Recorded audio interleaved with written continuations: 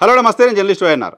అమరావతి 2019కి ముందు అక్కడ ఎన్డీఏ సర్కారు అమరావతికి శంకుస్థాపన చేసింది. అమరావతిని ప్రపంచంలోనే ఒక అద్భుతమైన రాజధాని నగరంగా తీర్చిదిద్దుతాము అంటూ అప్పుడు ప్రధానిగా ఉన్న ప్రధాని నరేంద్ర మోదీ చెప్పారు. తర్వాత చంద్రబాబు నాయుడు గారి నేతృత్వంలో అక్కడ శంకుస్థాపన కార్యక్రమాలు, రాజధానికి సంబంధించిన నిర్మాణ కార్యక్రమాలు ప్రారంభమయ్యాయి. సో ఆ నిర్మాణ కార్యక్రమాలు జరుగుతున్న సందర్భంలోనే ఎన్డీఏ నుంచి చంద్రబాబు నాయుడు గారు బయటకు వచ్చారు. ఆ తర్వాత నిర్మాణాలు అంతా ఇంకా ఇనీషియల్ స్టేజ్లోనే ఉండగానే ప్రభుత్వం మారిపోయింది. జగన్మోహన్ రెడ్డి అధికారంలోకి వచ్చారు. ఆయన 3 రాజధానుల ప్రస్తావన తీసుకొచ్చారు. అమరావతిని కేవలం లెజిస్లేటివ్ క్యాపిటల్గా మాత్రమే ఉంచుతాను, మిగతా చోట్ల లీగల్ క్యాపిటల్ ఒక చోట, అడ్మినిస్ట్రేటివ్ క్యాపిటల్ మరో చోట ఉంటుంది అంటూ చెప్తూ వచ్చారు. సో అమరావతి అనేది తమ ఎజెండా కాదు అంటూ చెప్తూ వచ్చారు. సో అమరావతిని ఇలా వదిలేయకండి, అమరావతిని అభివృద్ధి చేయండి. అక్కడ రైతులు స్వచ్ఛందంగా భూములు ఇచ్చారు. సో వాళ్ళందరినీ కూడా మోసం చేసినట్లు అవుతుంది. ప్రభుత్వమే రైతుల్ని మోసం చేస్తే ఎలా అంటూ ఆ ప్రాంతానికి సంబంధించిన రైతులు ఆందోళన చేస్తూ వచ్చారు. సో 5 ఏళ్ల పాటు అమరావతికి సంబంధించిన ఉద్యమం నడిచింది. ఆ ఉద్యమం నడిచిన సందర్భంలో అక్కడ రైతులు కోరుకున్నమాట, ఇక్కడ రాజధానిని అభివృద్ధి చేస్తామంటూ ప్రభుత్వం అఫీషియల్గా రికార్డ్ మాకు చెప్తే మేము భూములు ఇచ్చాము.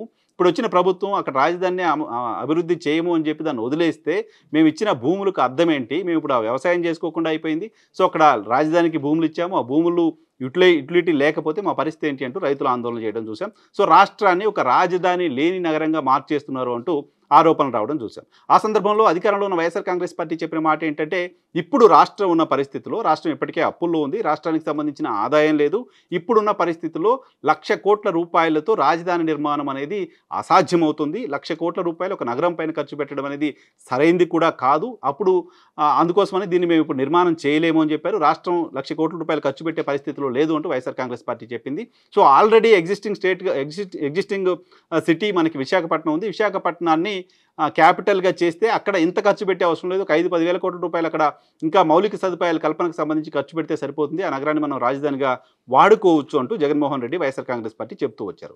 సో ఈ నేపథ్యంలోనే అప్పుడు 1,00,000 కోట్ల ప్రస్తావన వచ్చిన సందర్భంగా అప్పుడు ప్రతిపక్షం కావచ్చు, అప్పుడు రాజధానిగా అమరావతి ఉండాలి, అక్కడే ఉండాలి, ఒకటే రాజధానిగా ఉండాలని కోరుకుంటున్న అనేక మంది మేధావులు కావచ్చు, ఇతర రాజకీయ పార్టీలకు సంబంధించిన వాళ్ళు కావచ్చు, ఈవెన్ అమరావతి జేఏసీకి సంబంధించిన వాళ్ళు కావచ్చు చెప్పిన మాట, 1,00,000 కోట్లు అమరావతికి అవసరం అంటూ వైఎస్ఆర్ కాంగ్రెస్ పార్టీ, ప్రభుత్వం దుష్ప్రచారం చేస్తున్నాయి.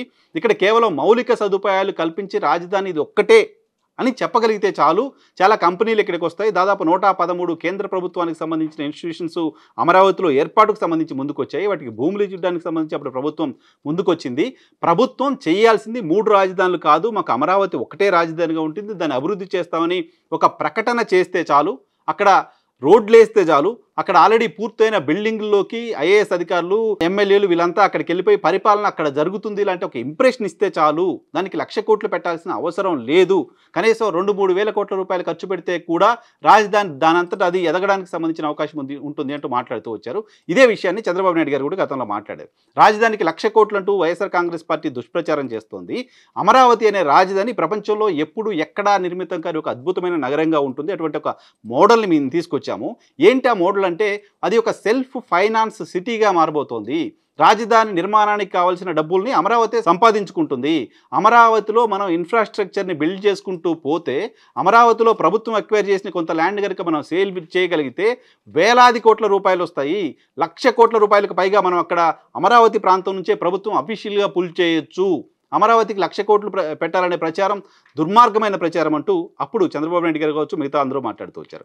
ఇప్పుడు కూటమి సర్కారు అధికారంలోకి వచ్చిన తర్వాత అమరావతికి సంబంధించి ఒకటే రాజధానిగా మా విధానం ఉంటుందని ప్రకటించారు. అమరావతి రాజధాని అంటూ ప్రకటించారు. ప్రకటించిన నేపథ్యంలో అక్కడ అభివృద్ధికి సంబంధించి 60,000 కోట్ల రూపాయలు ఖర్చు అవుతుంది, డిసెంబర్ నుంచి పనులు మొదలు పెడతామంటూ మంత్రి నారాయణ నిన్న ప్రకటించారు. అమరావతికి 1,00,000 కోట్ల అవసరం లేదు అని చెప్పిన కూటమికి సంబంధించిన నేతలంతా ఇప్పుడు 60,000 కోట్లు అఫీషియల్గా ప్రభుత్వం నుంచి అమరావతి నిర్మాణానికి కావాలని చెప్పడాన్ని ఏ రకంగా చూడాలి? ఒక సెల్ఫ్ ఫైనాన్స్ సిటీగా డెవలప్ అవుతుంది అని చెప్పిన అమరావతికి 60,000 కోట్ల రూపాయలు ఎందుకు అవసరం ఉంది? ఇప్పుడున్న పరిస్థితుల్లో 1,20,000 కోట్ల రూపాయలకు పైగా ప్రతి సంవత్సరం సంక్షేమ కార్యక్రమాలకు ఖర్చు చేస్తూ ఉంటూ హామీ ఇచ్చి వచ్చిన కూటమి సర్కారు ఇంకో 60,000 కోట్ల రూపాయలని అమరావతి డెవలప్మెంట్ కోసం ఎక్కడి నుంచి తీసుకురాగలుగుతుంది? ఏ రకంగా తీసుకురాగలుగుతుంది? తనకు తాను డబ్బుల్ని తయారు చేసుకొని, తనకు తాను డబ్బులను సృష్టించుకొని, తనకు తాను సంపదను సృష్టించుకునే అమరావతి నగరానికి 60,000 కోట్ల రూపాయలని 4 సంవత్సరాల్లో పెట్టగలిగే పరిస్థితిలో ఆంధ్రప్రదేశ్ స్టేట్ ఇప్పుడు ఉందా? సెల్ఫ్ ఫైనాన్స్ సిటీకి ఈ స్థాయిలో డబ్బులు ఖర్చు పెట్టాల్సిన అవసరం ఎందుకు వస్తుంది? పైగా నిర్మాణానికి 4 సంవత్సరాల సమయం పడుతుంది అని చెప్తున్నారు. ఈ డిసెంబర్‌లో పనులు మొదలవుతాయని చెప్తున్నారు. ఈ డిసెంబర్ నుంచి వచ్చే 4 ఏళ్లలో ఈ ప్రాజెక్ట్ పూర్తవ్వడానికి 60,000 కోట్ల రూపాయలు ఖర్చు అవుతాయంటూ ఈరోజు మీరు చెప్తుంటే, ఈ 4 ఏళ్లు పూర్తయ్యేసరికి 20,000 కోట్లు, 1,20,000 కోట్లు కాదు అని గ్యారంటీ ప్రభుత్వం ఇవ్వగలదా?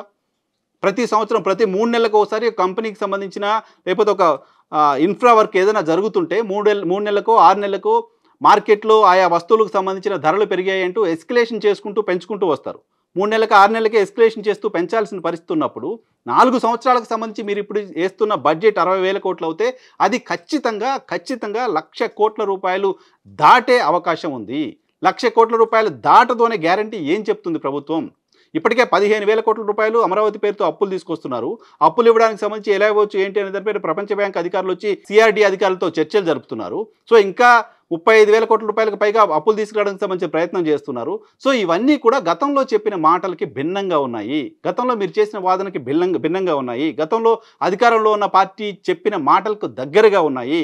అమరావతి సెల్ఫ్ ఫైనాన్స్ సిటీ కాదు, అమరావతిని మనం అది సెల్ఫ్ సస్టైన్ అయ్యే వరకు 1,00,000 కోట్ల రూపాయలు పెట్టాల్సిందేనని ప్రభుత్వం చెప్తున్నట్లుగా ఉన్నాయి. కాబట్టి దీనిపైన కూటమి సర్కార్ ఖచ్చితంగా వివరణ ఇవ్వాల్సిన అవసరం ఉంది.